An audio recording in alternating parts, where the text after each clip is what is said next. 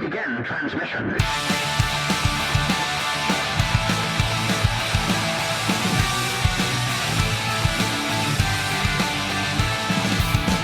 This is Dungeon Radio Hour. Hello and welcome, adventurers, to Dungeon Radio Hour, a show where the laughter is always hideous and all the rogues have sticky fingers. I'm your host and DM, Dalton Riddle, joined once again by our group of would-be heroes. Introduce yourself, heroes. I'm Michael Adair. I'm Alissa Adair. And I'm Andrew Gerline. Dungeon Radio Hour is a new D&D comedy podcast about four friends who are sucked into the Forgotten Realms for reasons unknown and have to find their way back home. Now, in an effort to continue letting our audience get to know us, here is my question for this week. What is an irrational fear that you have? You know what? This is irrational. Does anyone else have the Truman Show fear? Just like a little bit. Like you do something weird, you're alone in your house, you think, there's a chance that people around the world are watching me. I better do something to play this off. I don't think that I'm the subject of a television show or anything. Like I don't have that, or that I'm being watched. But I do always think like I overanalyze every little thing I do as if everybody around me knows a secret about me that they just won't tell me. Like there's something wrong with me that they just won't tell me. There's a lot wrong with you. Kind of thing. But I feel like I tell you. Generally, we tell You you. do. Yeah. I feel like we tell You're right. you. Yeah. I'm a woman, so the fear of like strange, creepy men watching me, I feel like it's extremely rational. No, that's Listen, rational. well, yeah, for sure. It is. That's very rational. But does anybody like just being alone at night on the street? Oh, no. And seeing somebody scary walk up Absolutely to them? not. No. Yeah, man, a woman, I think that's just a universal fear. But we're not talking about rational fears, Alissa. We're talking about irrational fears. Okay, all right. So here is my irrational fear. And I did not realize that I had this fear until we started doing this podcast and I started keeping all of these recorded audio files on my laptop. I have an irrational fear that even though I upload all of these audio files to the Google Drive that we share, I am terrified that if I delete the file from my computer, it will disappear from the Google Drive and it will also disappear from any computer that has been downloaded. Right. So namely you guys. Yeah. So I am keeping every single audio file, no matter how stupid and how small it is, because I'm terrified it's going to just completely disappear. Yeah, I had an Android forever, and if your phone breaks, you just lose everything that's on it. Yep. So I've been on iPhone for like 3 years, and even though I have an iCloud subscription, I still, like every couple months, I will plug my phone into my computer and drag and drop my photos and videos onto my hard drive because I'm afraid that, I don't know, the cloud's going to crash or, Apple goes out of business or something. And I lose all my home videos and photos, which is mostly my dog. My irrational fear, I'm allergic to penicillin, right? So I avoid blue cheese and I do not eat it, even though I know for a fact, I've read studies that even though penicillin is used in the process of making blue cheese, there is not enough to cause an allergic reaction. And I've literally eaten blue cheese multiple times. I am still convinced I might have an allergic reaction to it, so I just don't. That's rational. Because it's made with the thing you're allergic to. Yes, but I've literally eaten it before and I was fine. I just learned something because I'm also allergic to penicillin. So Alissa, you and I have that in common. I also don't eat blue cheese, not because I'm allergic to penicillin, just because I think it's disgusting. But now I'm going to start telling people I'm allergic to penicillin, therefore I can't have blue cheese. You're like, ooh, workaround. I don't have to admit I'm picky. I'll just say it's an allergy. Isn't penicillin like gonna save your life? It is literally the drug that like saves you if you have like a life-threatening illness. Yeah. Like penicillin, amoxicillin, Vantin, all the shit they give you when you go to a doctor to make you better, I can't take because it will kill me. So you just won't get better. I'll just die. We get the gross like secondhand stuff. It's usually called like azithromycin. I literally go into the doctor's office. I'm like, please give me a Z-Pack. That's the only thing you can prescribe me. Yeah. And I one time even told a doctor that, and I explained my allergy, and they're like, yeah. And I went to the pharmacy, and they gave me the medicine, and I looked at it, and it said like amoxicillin or something like that. And I was like, you should have taken it and sued them. Right? I'm like, how hard is this? This is a common allergy. I'm really trying to rack my brain with something that's irrational, but I feel like the the trend is now pretty rational fears amongst us, you know? I check the door a lot of times at night, like an obsessive compulsive amount. That's borderline. That's borderline. I would argue borderline as well, yeah, because it's like, yes, it is the general idea of locking your door and wanting to be safe is a normal thing, but checking it 5 times. You that think would that's be more, too much? Yeah, that's the irrational, because it's like, Yeah. Now, is that obsessive compulsive or is that irrational? It's definitely obsessive compulsive. You also have to spin around 5 times before you close the door. Yeah, I've seen Exactly. that. I blink my eyes 6 It's concerning, yeah. Andrew, any deep repressed fears? Oh, God, so many. But I guess if they're repressed, I wouldn't know, right? Good point. You know what? I've always wanted to fly. I think everybody does. My irrational fear based on that is that, let's say I do fly, I'm afraid that my power is just going to disappear as soon as I'm, 200 feet in the air. Oh, wouldn't that just be the worst thing? So it's this terrible, tragic irony that you would gain the ability to fly and then never use it Right. because you're too scared. Yeah, or you're invisible and you get naked because why put on clothes? You go to, I don't know, a concert. I blame superhero movies because superhero movies always have that cliche scene where they're learning their powers and then they glitch in the worst moment. So if you fly, you fall down like an Iron Man and Spider-Man. There's always a moment where they fall. Not saying Spider-Man flies, but when he's web slinging, he has a moment of like, oh no, the web sling don't work no more. Like because it always that's happens. what Spider-Man sounds like. Exactly. Oh no. My web sling don't work no more. Okay. Successfully fighting off the invaders, you took off into the woods searching for your friend and, most importantly, answers. So we're going to dive right in. You guys are going into the forest. Mike, I think we left off with you, sword held high, running into the woods. Is that correct? That is right. We were leading the charge to find you. Love that. I need a marching order going into the woods. So Mike is in the lead. Mm-hmm. And I immediately trailed after him. Okay, and I am definitely in the back, wielding my horse femur, and I'm watching real close so I can club anyone who tries to start shenanigans. I imagine you're just holding it out with your arms outstretched. I'm holding it like it's a sword or like a gun, maybe even like a rifle. So the least effective way to hold it is how you're holding it from the outside. Yeah. Okay, good. Glad that we cleared that up. You guys go into the forest. It is just as dense of a thicket once you're inside as what you noticed outside from when you were on the trail. The trees hug close together. There is zero air circulation here. It's just a dead breeze, essentially. No airflow. It's kind of a stagnant smell on the air. And Andrew, specifically, looking around with your perception score, you notice that the foot traffic on this trail that you are taking specifically, there's been about 15 to 20 goblins, essentially judging by the tracks that have went up and down this trail, I would say over the last 2 to 3 hours. Okay, I say, guys, psst, hey.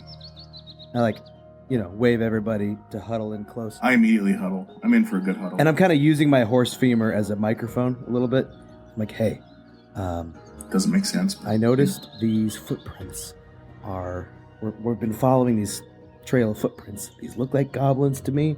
I don't know how I know that, but I'm thinking maybe we should stay off the beaten path because we might be walking into their camp. Oh, okay. So stay off the beaten path. Yeah, I put my horse femur up to you now that you're talking. I hold it. It's like the sharing stick when you're in group Exactly. or something.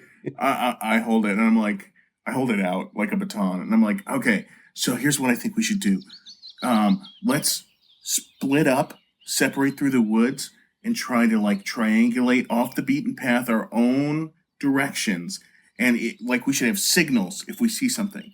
Caw is I see a goblin. Okay. Chicory-chee is I see Dalton by himself. This is a good time to get Dalton out. Nobody notices us. I was thinking hand signals, but if you want to do verbal, I'm sorry, can I have the horse femur? Oh yeah, I'm sorry. Yeah. Okay, I take the horse What were you femur. saying? I was thinking hand signals. But if we're separated, how do we see the signals? I don't think we should separate. But we already Agreed. agreed to separate Did we? When did we agree? earlier when I said it.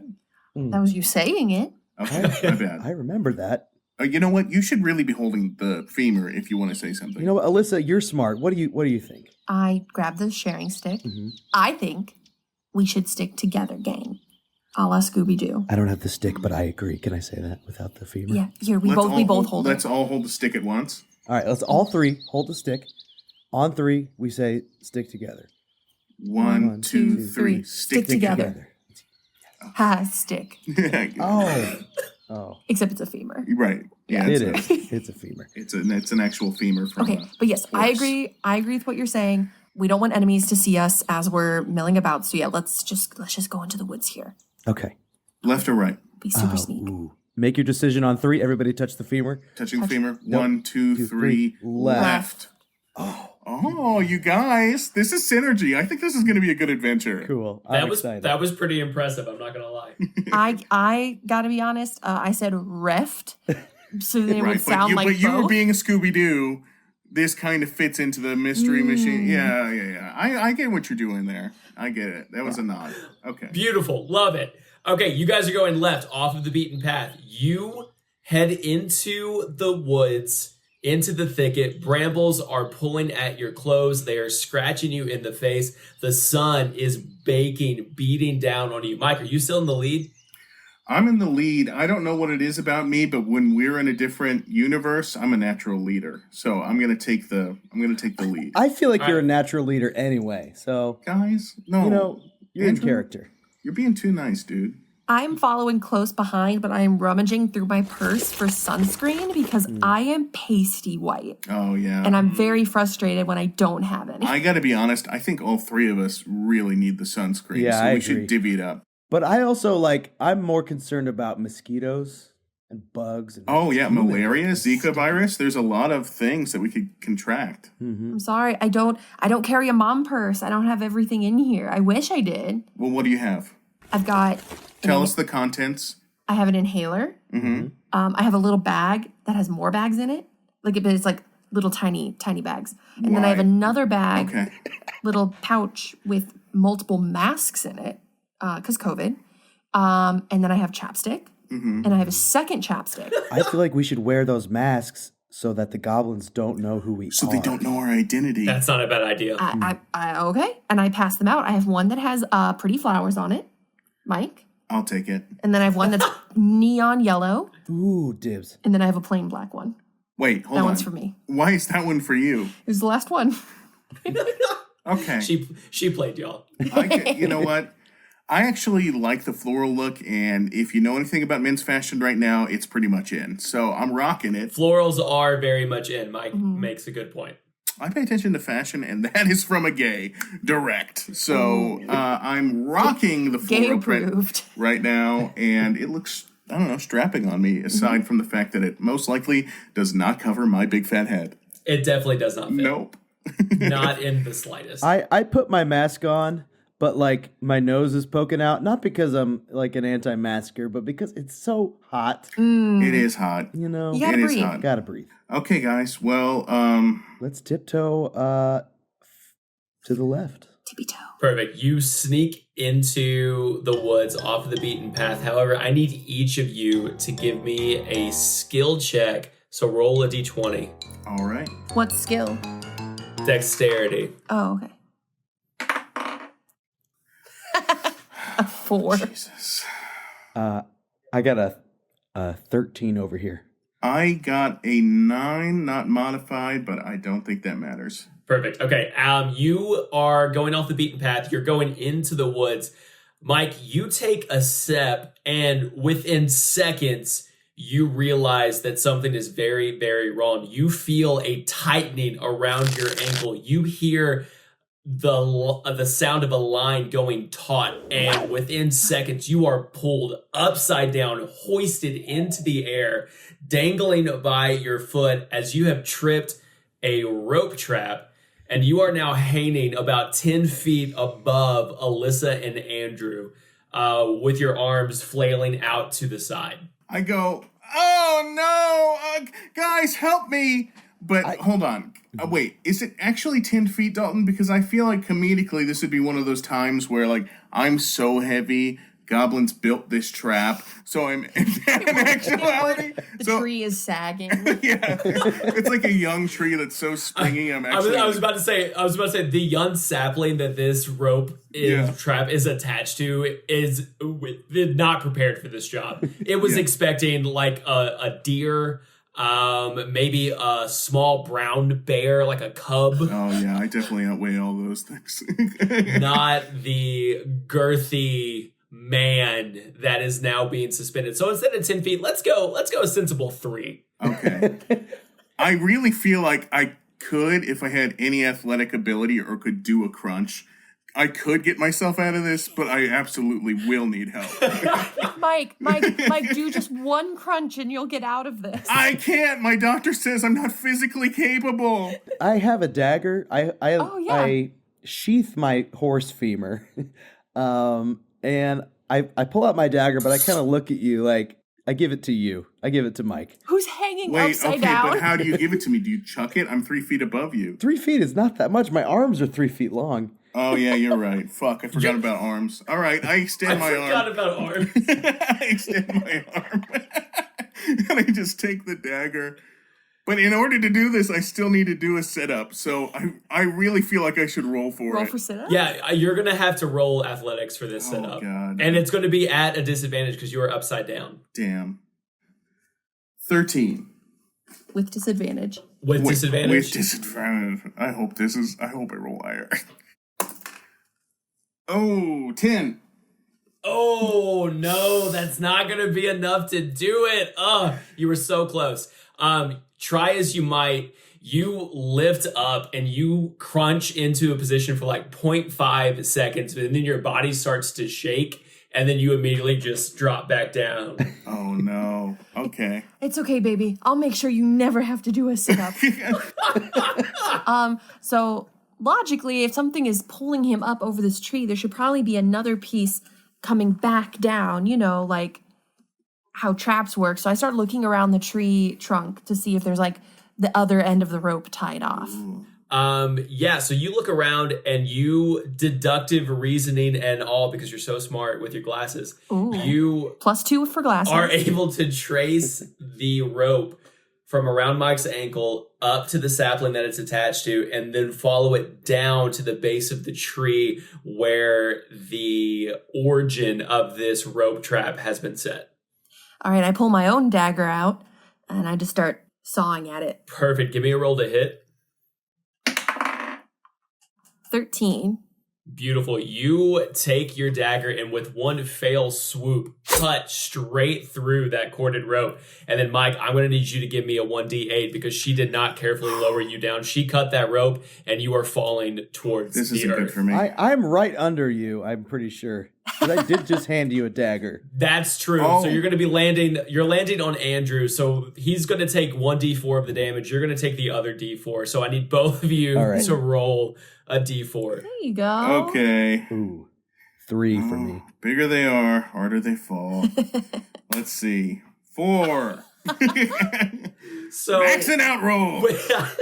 with a thud, you fall to the earth below, landing on top of Andrew. Both of you taking bludgeoning damage as Alissa cuts you out of this rope trap. Sorry.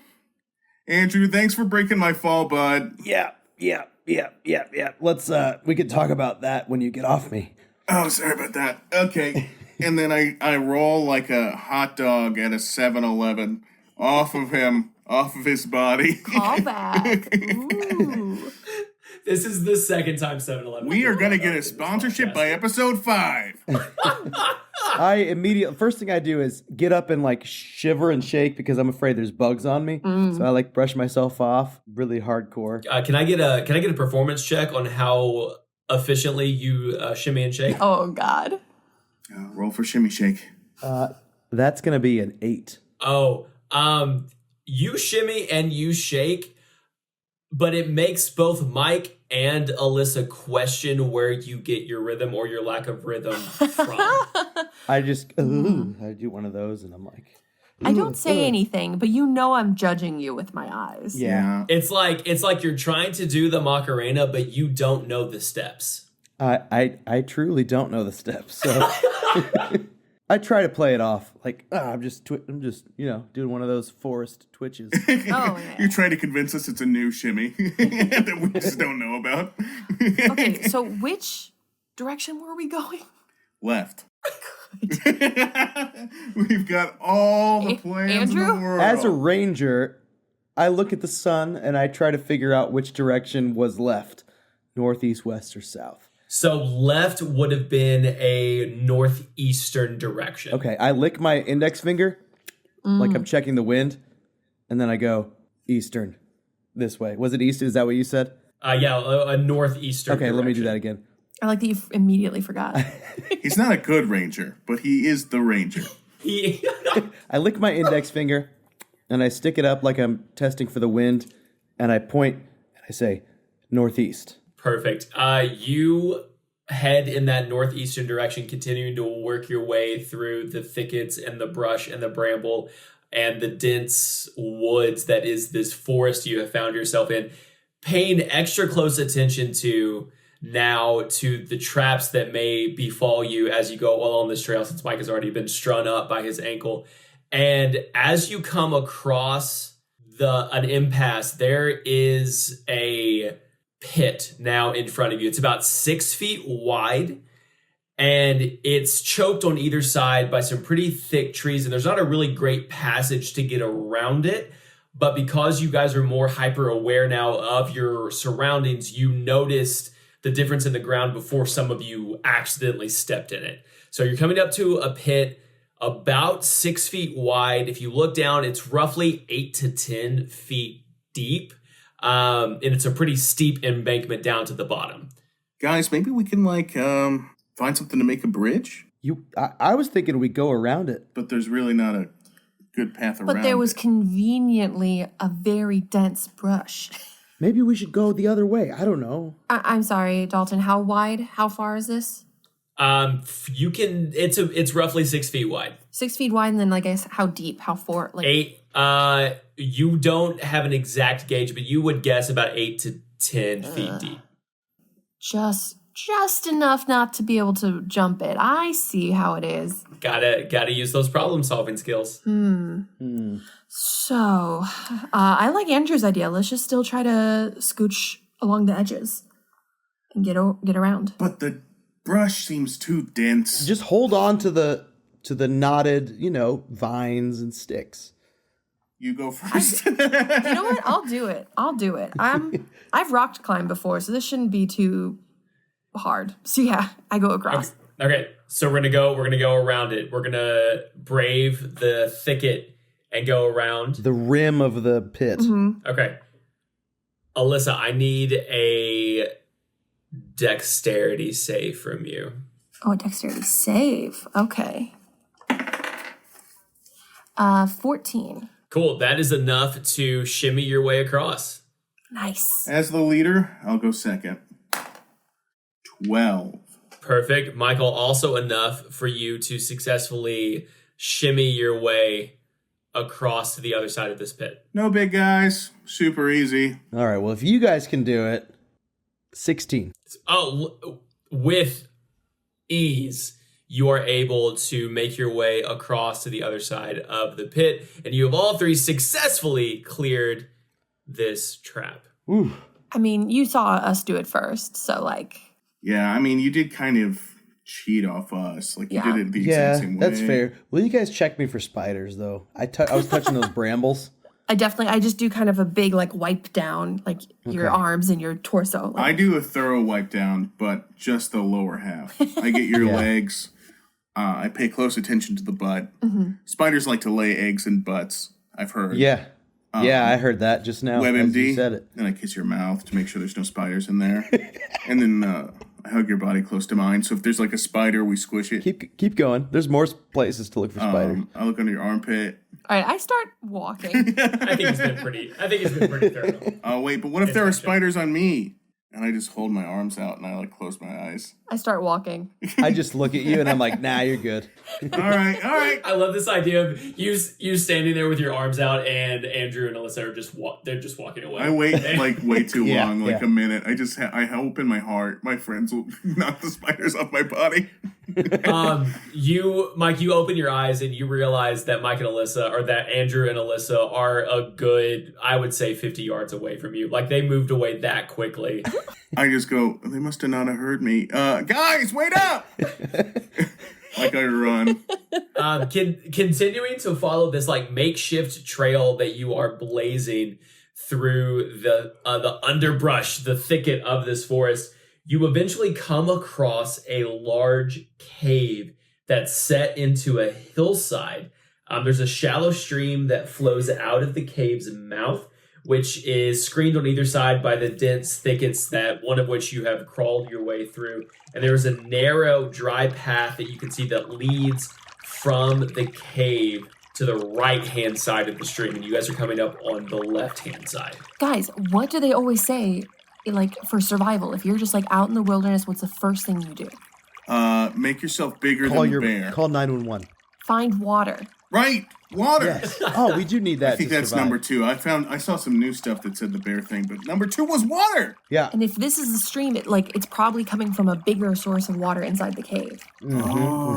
Using my newfound ranger instincts, I look at the water, and I'm trying to just look at it and see, is this clean? Is this going to give me intestinal worms? Give me a survival check. Right. Ooh. That's a 2.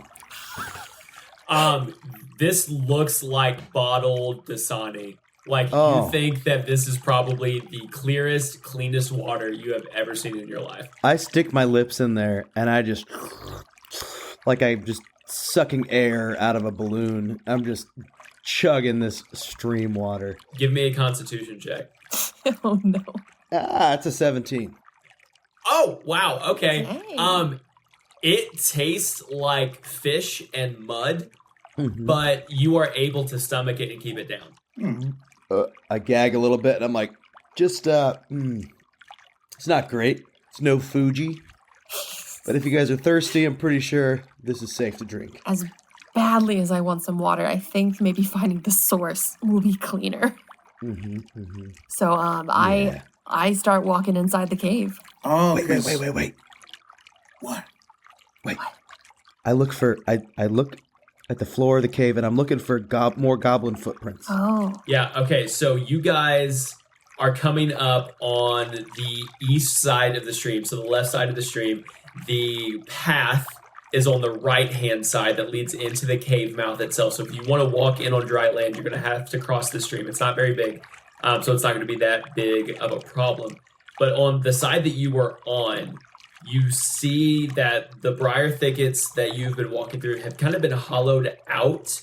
And as you look around, you see that you've kind of walked into like a lookout post or a blind of some sort. There are wooden planks that flatten out the briars here that provide room for, I don't know, maybe goblins to lie hidden and watch from the area. And you can see that there is really good vantage points from this little thicket opening to the woods outside and to the path that leads into the cave. I say all of that verbatim to the other two. Well said, Andrew. God, you've gotten eloquent in the woods. Really good summary. Yes. I love it. Okay. Lots of details. I feel I pick up a rock, and I want to just throw it in the cave and like see if I can hear a reaction. Okay. Give me an athletics check. That's going to be a 13. Perfect. All right, so you throw that rock into the cave. It travels a good, I would say, 7 to 9 feet inside the opening of the cave, and you just hear this loud, like, splunk and splish as you hear it land in the water. So you know that the water is deep enough and goes at least another 7 to 9 feet back into the cave mouth itself. Okay, but no, like, creatures. Yeah, you don't really hear any shuffling. You don't hear the sounds of any types of creatures. With that done, I'm just going to wade into the water. How does it feel around my body, Dalton? The cool water is caressing and hugging the sides of your legs up to just above your kneecap. Yeah, this feels good. Is that nice? Oh, get your shins in this, buddy. It is nice and cool in here. Tastes pretty bad, but I'll do that. I sit down into the water. You sit down into the water.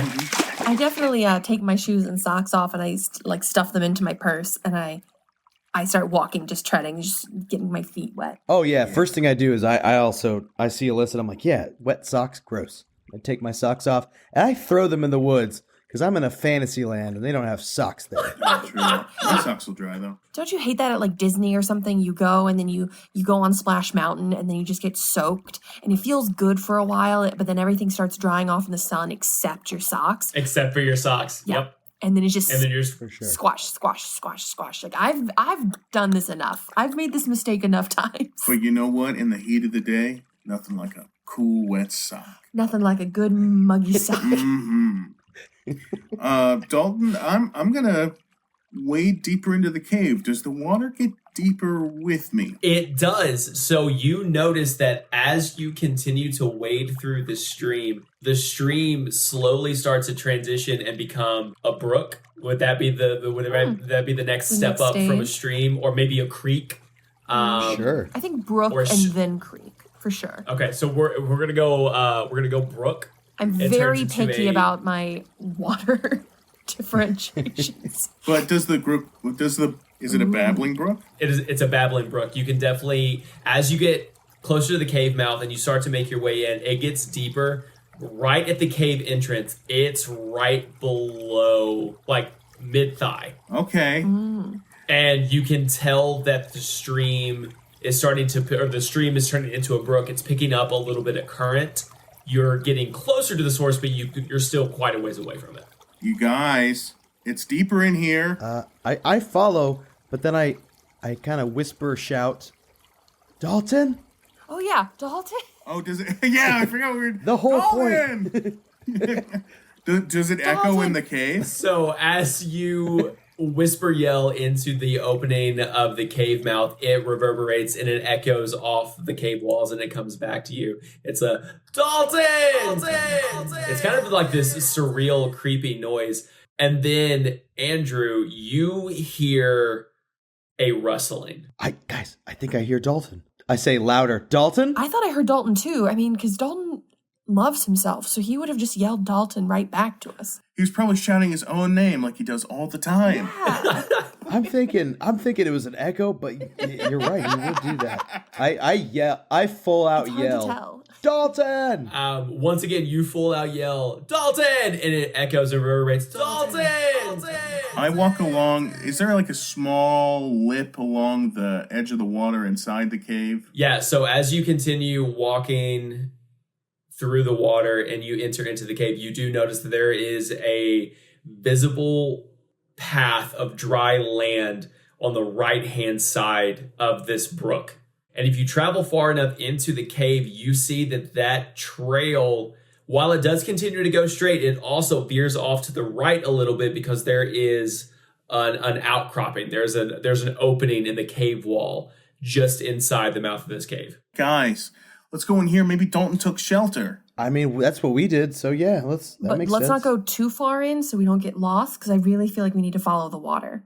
I just want All to find Dalton, Alissa. I don't understand. And you don't even have the femur right now. Okay? Jesus. I'm sorry, can I have the talking femur, Andrew? The femur, it's like in my waistband, and it's all I wet. touch Andrew's waistband. No, hey, we're married. Even in the woods, we're married. All right, I follow Mike. I also follow Mike. Okay, I need a stealth check from every single one of you. That's a 14 on my end. Okay. I got an 11. What are we doing? Deception or stealth? 18. With Mike's 18, that is enough to keep all of you stealthily hidden as you come to the opening of this cave mouth. And as you come into the opening of this cave mouth, the first thing that hits every single one of you is the overwhelming stench. This smell that fills each and every one of your nostrils of wet dog.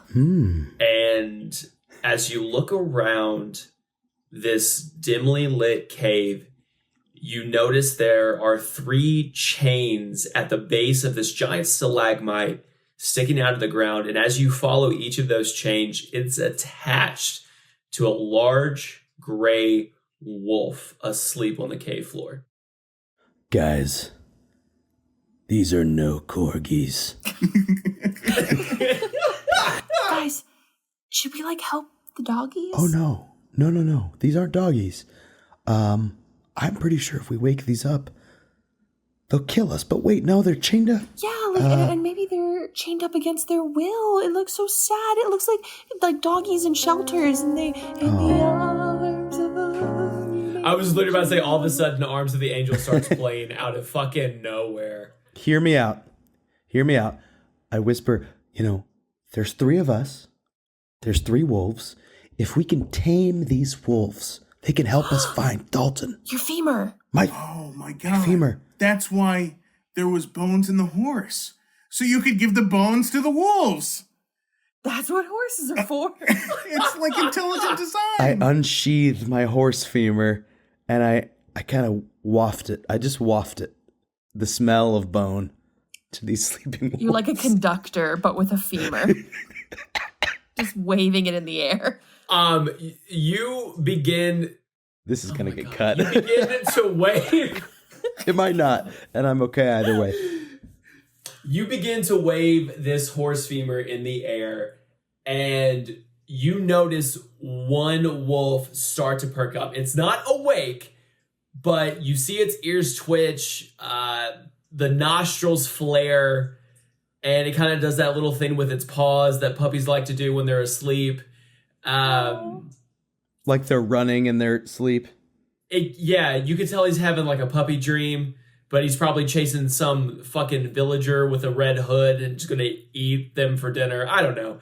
But you start to wave this femur and you get a reaction from one of them. Hey guys, I don't know why I think I can do this, but I'm gonna try to talk to the wolves.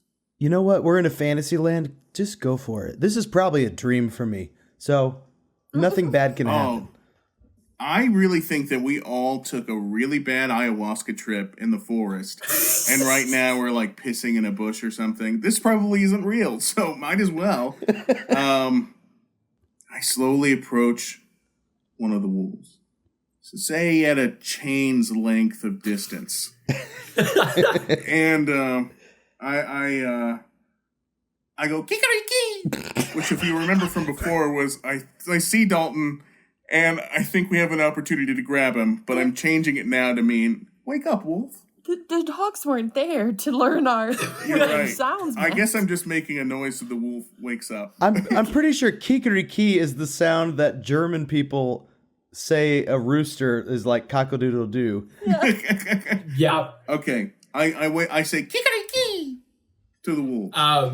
As soon as you make that noise like that, in an instant, all 3 ears perk up on all 4s, snarling, staring into your eyes.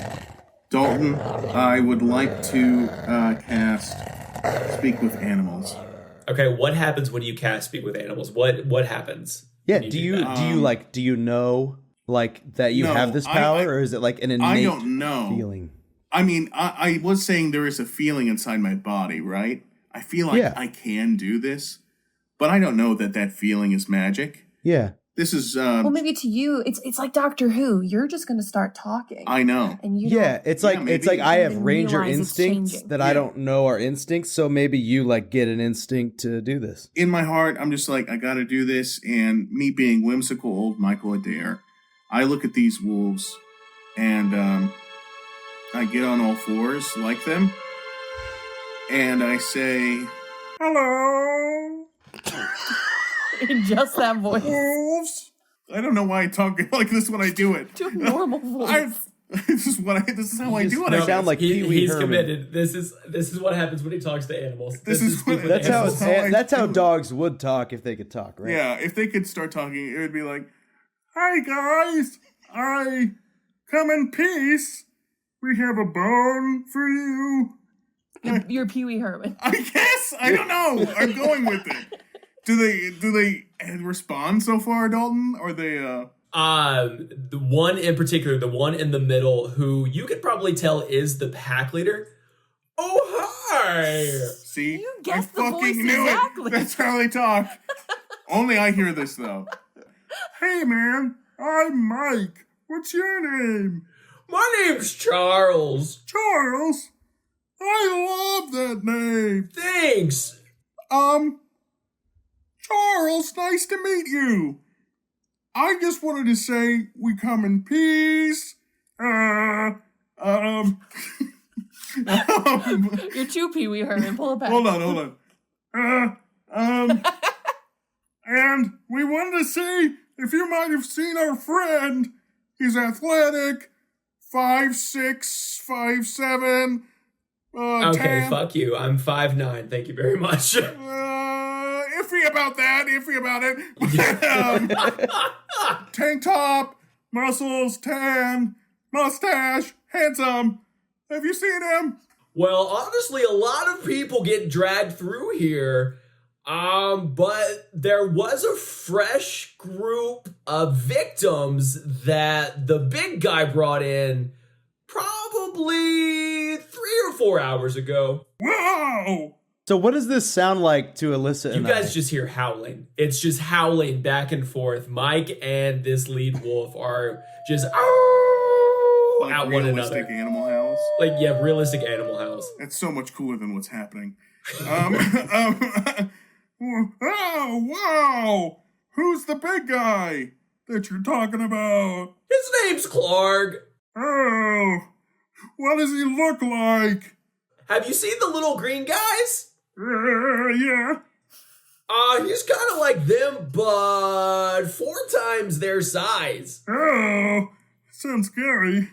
Well, you probably don't like being in here, right? Oh, it's kind of the worst. Yeah, it doesn't sound good. Would you like to be unchained? Maybe accompany us and get free food? I think we could come to some kind of agreement. Okay, great. I'm gonna unchain you. What is he saying, Alissa? I don't know. Okay, so had a talk with Charles. Charles. With who? By the way, The wolf told you his name was Charles. Also, you can talk to wolves now? I guess I can talk to wolves. And Charles, he was a really nice guy, by the way. He said that there's a much bigger one of those green things that we saw in the woods, and he has Dalton. Oh, Wait, really? Yeah. how does he know it's Dalton? This wolf knows Dalton? Oh, no. I described Dalton in detail and either nailed his height or got it completely wrong, but still, the wolf recognized it as Dalton. I mean, Okay, no, I'm sorry. I'm acting like this is normal. Go back. All I saw was you just screeching to a wolf and the wolf screeching back to you. yeah, dude, you sounded like an insane person. I don't know how to explain it to you, Alyssa. I looked at the wolf and I got on its level on all fours and I just started communicating with it. Wait a second. Okay, listen, back when we were by the horse, we were fighting those goblins, and while we were on this trail, I started feeling these, feelings of, weird, survival instincts. And Mike, you just said you talked to a wolf? Alissa, are you having any, weird feelings right now? I mean, I have IBS, but other than that. I noticed you've been shitting every few half mile. Okay, guys, listen. So you can talk to dogs now. Do we trust these wolves? I gotta say, dude, something about Charles. I just vibe with him. I think he's a really good guy. He Okay. seems genuine. Don't say vibe. All I can say is, I mean, you were doing some weird shit right there, but now they seem to have calmed down. So I guess I believe you? I mean, they did calm down. Listen, these are good wolves. I could just tell. And they said they want to help us in exchange for their freedom, which I think is pretty fair. That's fair. I hate seeing a dog chained up. Right. I very hesitantly kind of approached the closest one and tried to gently take the collar off of him. You approach the one closest to you, so it'd be the one on the left-hand side. Mhm. And as you do, you see the hairs on the back of its neck stick straight up, and he kind of snarls and growls at you. But as soon as he snarls, the wolf in the middle that Mike talked to, who he has said is named Charles, kind of snips at his wolf friend, and that wolf friend like whimpers and immediately just kind of lays down on the ground. Oh, see, you're a good boy. Yeah. Alissa, I think Mike can actually talk to wolves. I am starting to agree. And I just slowly take the collar off of him and I back away slowly. I then go to each dog and I slowly do the same. I'm like wiggling my bone to try to like, in case they do decide to Don't say attack. wiggling your bone. Don't say you're wiggling your bone at the animals, dude. Okay. That's how PETA gets involved. Yeah, no. I am waving my horse femur Wow, brag. and kind of wafting it in case they decide to attack. Maybe they'll be distracted by this horse bone. Okay, one by one, Alissa, you take the iron collars off of the wolves, and they stay pretty much right where they're at as each collar is taken off. And they start to come up to you. They kind of nuzzle you a little bit. They seem super, super friendly and very appreciative that you have freed them essentially from their chains. Ooh. But then all of a sudden, each and every one of them stops. Their ears point straight up. They look around. They look back to you, Mike, specifically Charles. And he kind of like gives you like a and tilts his head to the side before each wolf bolts out of the front of the cave and into the woods. I shed a single tear and I say, Charles, no. So you said they were going to help? That was the agreement. I think they're probably just finding more wolves or something to help, strengthen numbers and all that. I don't think they're getting more wolves. I don't think so, buddy. No, wolves go in packs or something. That was the pack. Mm-hmm. But bigger pack, maybe they're getting one. Listen, I think we're on our own here. We gotta find a giant goblin. Shit. Oh, are we sure we like Dalton this much? Yes. No, Dalton, while withholding of all affection, is at his core a good man. The withholding makes me want it more. Yeah, it's true. I want it agree. more. Yeah. It's like a father figure in that way. It makes me want to save him, honestly. And one thing I know about Dalton, he hates being kidnapped against his will. And he would like that the least. That is always, he's always said that. Yeah, he has always said that. Yeah. So we should go find him. All right. As you three are standing here having this discussion on will they, won't they, are they going to save their friend, you hear a low rumble start to build. And as you kind of exit out of this smaller room that you're in, out of the outside of the cave, and if you look deeper into the darkness and into the black that is the cave opening as it goes further back, you start to see a giant wall of water come rushing for you. And that's where we end. Oh, shit. That's my least favorite kind of wall.